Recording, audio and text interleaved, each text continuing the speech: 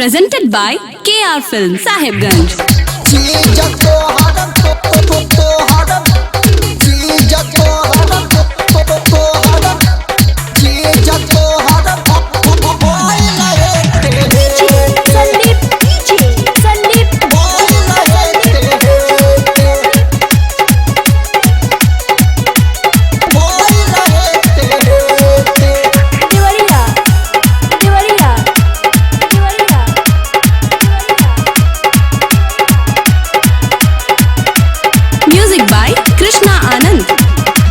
रात भर नाच तारू भइल बारू ढीला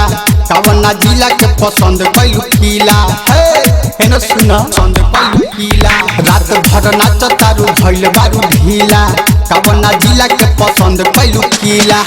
मुजफ्फरपुर से तू जइबू खेते खेते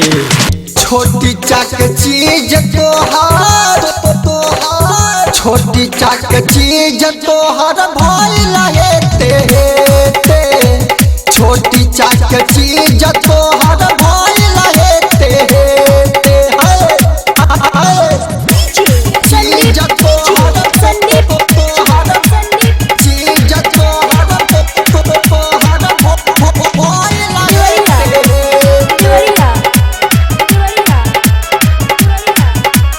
Recording by Krishna Digital Recording Studio Sahibganj. गोरी बारू बंगाली तोहर चाट जाई लाली तोहे छोरी न खाली हो सब भीतरी ले डाली काहे देत बारू गाली काम करेलु जाली हो काम करेलु जाली हो गोरी बारू बंगाली तोहर चाट जाई लाली तोहे छोरी न खाली हो सब भीतरी ले डाली काहे देत बारू गाली काम करेलु जाली हो मुजफ्फरपुर से तू जइबू खेते खेते छोटी चाक चीज तोहार छोटी चाक चीज तोहर भइल हेते छोटी चाक चीज तोहर भइल हेते चीज तोहर भइल हेते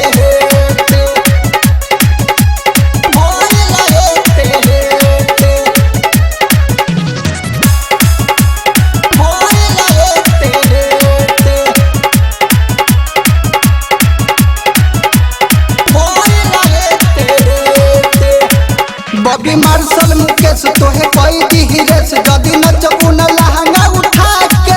राइटर विजय न मोल तोहर खोल दी है पोल तनी देख न भीरी में आके तनी देख न भीरी में आके बॉबी मार्शल मुकेश तोहे कोई दी रेस जदी नचबू न लहंगा उठा के राइटर विजय न मोल तोहर खोल दी है पोल तनी देख न भीरी में आके कृष्णाया नहंद छोड़ी तोहे लेते लेते छोटी चाक चीज तोहार छोटी चाक चीज तोहर भइल हेते छोटी चाक चीज तोहर भइल हेते रात भर नाच तारू भइल बारू ढीला कवना जिला के पसंद कैलू खीला मुजफ्फरपुर से तू जइबू खेते खेते छोटी चाक चीज तोहार छोटी चाक चीज तोहर भइल हेते छोटी चाक चीज